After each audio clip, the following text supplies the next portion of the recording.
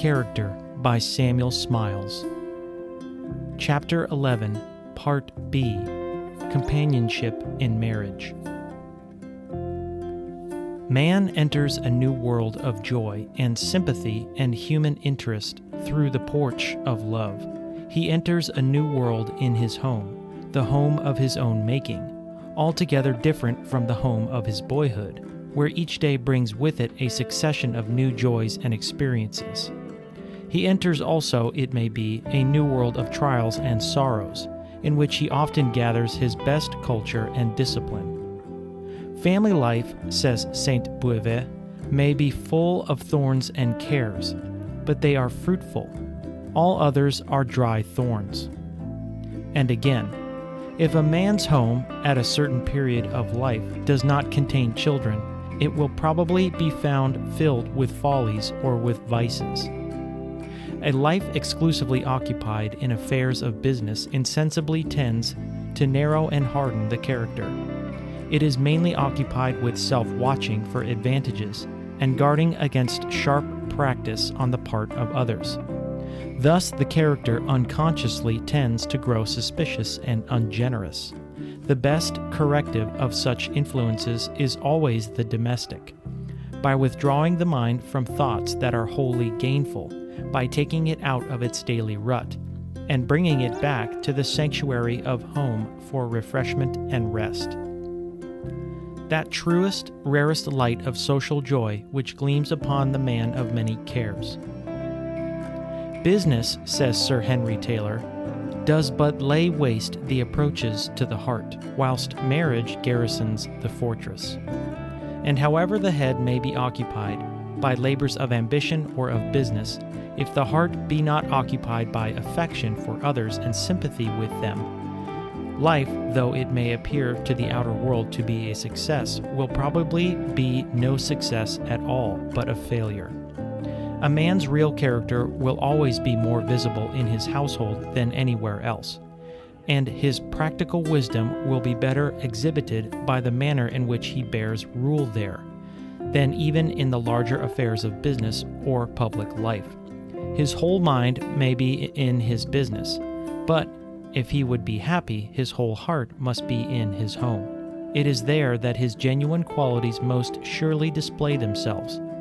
There that he shows his truthfulness, his love, his sympathy, his consideration for others, his uprightness, his manliness, in a word, his character. If affection be not the governing principle in a household, domestic life may be the most intolerable of despotisms. Without justice, also, there can be neither love, confidence, nor respect, on which all true domestic rule is founded. Erasmus speaks of Sir Thomas More's home as a school and exercise of the Christian religion. No wrangling, no angry word was heard in it. No one was idle. Everyone did his duty with alacrity, and not without a temperate cheerfulness.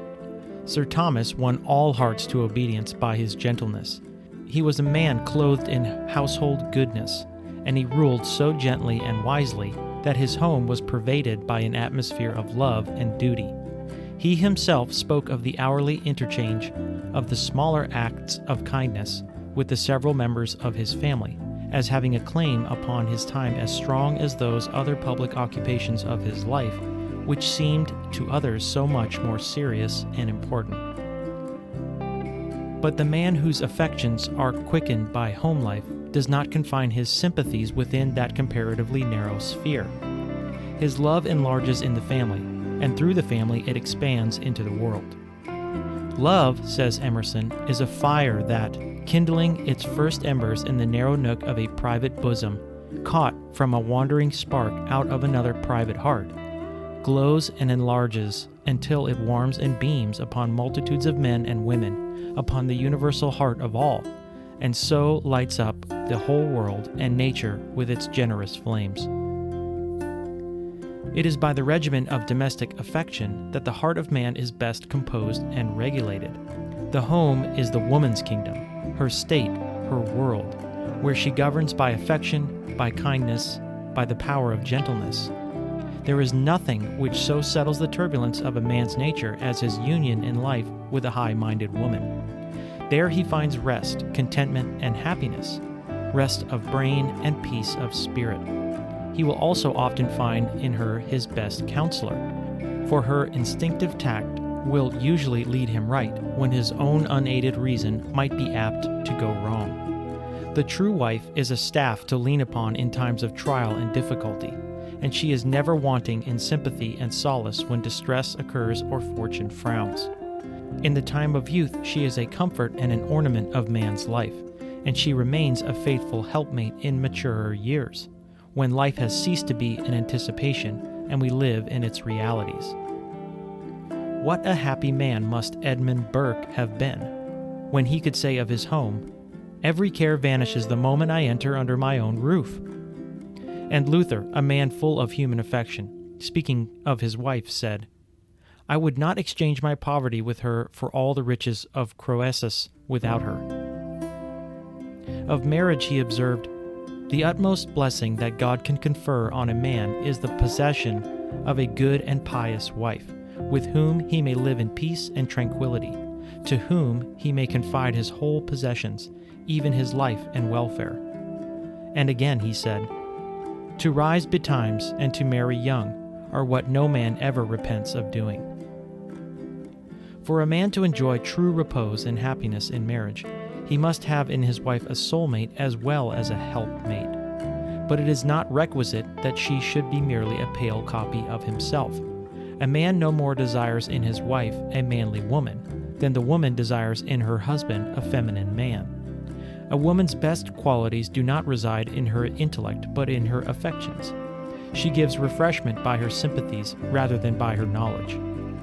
"The brain women," says Oliver Wendell Holmes, "never interest us like the heart women."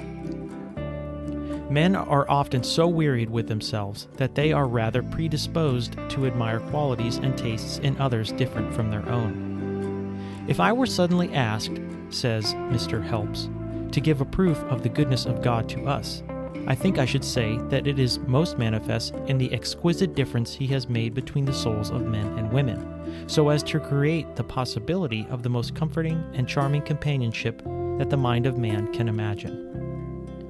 But though no man may love a woman for her understanding, it is not the less necessary for her to cultivate it on that account. There may be difference in character, but there must be harmony of mind and sentiment, two intelligent souls as well as two loving hearts. Two heads in council, two beside the hearth, two in the tangled business of the world, two in the liberal offices of life." There are few men who have written so wisely on the subject of marriage as Sir Henry Taylor. What he says about the influence of a happy union in its relation to successful statesmanship applies to all conditions of life. The true wife, he says, should possess such qualities as will tend to make home as much as may be a place of repose. To this end, she should have sense enough or worth enough to exempt her husband as much as possible from the troubles of family management, and more especially from all possibility of debt. She should be pleasing to his eyes and to his taste. The taste goes deep into the nature of all men. Love is hardly apart from it. And in a life of care and excitement, that home which is not the seat of love cannot be a place of repose. Rest for the brain and peace for the spirit being only to be had through the softening of the affections. He should look for a clear understanding, cheerfulness, and alacrity of mind, rather than gaiety and brilliancy, and for a gentle tenderness of disposition in preference to an impassioned nature. Lively talents are too stimulating in a tired man's house. Passion is too disturbing. Her love should be a love that clings not, nor is exigent, encumbers not the active purposes, nor drains their source, but proffers with free grace. Pleasure at pleasure touched, at pleasure waved. A washing of the weary traveler's feet, a quenching of his thirst, a sweet repose, alternate and preparative, in groves, where loving much the flower that loves the shade, and loving much the shade that that flower loves, he yet is unbewildered, unenslaved, thence starting light and pleasantly let go, when serious service calls. Some persons are disappointed in marriage because they expect too much from it, but many more because they do not bring into the co-partnership their fair share of cheerfulness, kindliness, forbearance, and common sense. Their imagination has perhaps pictured a condition never experienced on this side of heaven, and when real life comes, with its troubles and cares, there is a sudden waking up, as from a dream. Or they look for something approaching perfection in their chosen companion, and discover by experience that the fairest of characters have their weaknesses. Yet it is often the very imperfection of human nature, rather than its perfection, that makes the strongest claims on the forbearance and sympathy of others, and, in affectionate and sensible natures, tends to produce the closest unions. The golden rule of married life is, bear and forbear. Marriage, like government, is a series of compromises. One must give and take, refrain and restrain, endure and be patient. One may not be blind to another's failings, but they may be born with good-natured forbearance. Of all qualities, good temper is the one that wears and works the best in married life. Conjoined with self-control, it gives patience, the patience to bear and forbear, to listen without retort, to refrain until the angry flash has passed. How true it is in marriage that the soft answer turneth away wrath. Burns, the poet, in speaking of the qualities of a good wife, divided them into 10 parts. 4 of these he gave to good temper, 2 to good sense, 1 to wit, 1 to beauty, such as a sweet face, eloquent eyes, a fine person, a graceful carriage. And the other 2 parts he divided amongst the other qualities belonging to or attending on a wife, such as fortune, connections, education, that is, of a higher standard than ordinary, family blood, etc. But he said, divide those 2 degrees as you please, only remember that all these minor proportions must be expressed by fractions, for there is not any one of them that is entitled to the dignity of an integer. It has been said that girls are very good at making nets, but that it would be better still if they would learn to make cages. Men are often as easily caught as birds, but as difficult to keep. If the wife cannot make her home bright and happy, so that it shall be the cleanest, sweetest, cheerfulest place that her husband can find refuge in, a retreat from the toils and troubles of the outer world, then God help the poor man, for he is virtually homeless. No wise person will marry for beauty mainly. It may exercise a powerful attraction in the first place, but it is found to be of comparatively little consequence afterwards. Not that beauty of person is to be underestimated, for, other things being equal, handsomeness of form and beauty of features are the outward manifestations of health. But to marry a handsome figure without character, fine features unbeautified by sentiment or good nature, is the most deplorable of mistakes. As even the finest landscape seen daily becomes monotonous, so does the most beautiful face, unless a beautiful nature shines through it. The beauty of today becomes commonplace tomorrow, whereas goodness displayed through the most ordinary features is perennially lovely. Moreover, this kind of beauty improves with age, and time ripens rather than destroys it.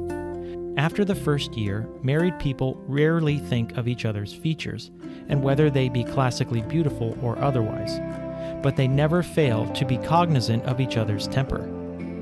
When I see a man, says Addison, with a sour, riveled face, I cannot forbear pitying his wife, and when I meet with an open, ingenuous countenance, I think of the happiness of his friends, his family, and his relations. We have given the views of the poet Burns as to the qualities necessary in a good wife. Let us add the advice given by Lord Burleigh to his son, embodying the experience of a wise statesman and practiced man of the world. When it shall please God, said he, to bring thee to man's estate, use great providence and circumspection in choosing thy wife, for from thence will spring all thy future good or evil. And it is an action of thy life, like unto a stratagem of war, wherein a man can err but once. Inquire diligently of her disposition, and how her parents have been inclined in their youth. Let her not be poor, how generous, well-born soever. For a man can buy nothing in the market with gentility, nor choose a base and uncomely creature altogether for wealth, for it will cause contempt in others and loathing in thee. Neither make choice of a dwarf or a fool, for by the one thou shalt beget a race of pygmies, while the other will be thy continual disgrace, and it will yerk thee to hear her talk. For thou shalt find it in thy great grief that there is nothing more fulsome than a she-fool. End of section 39.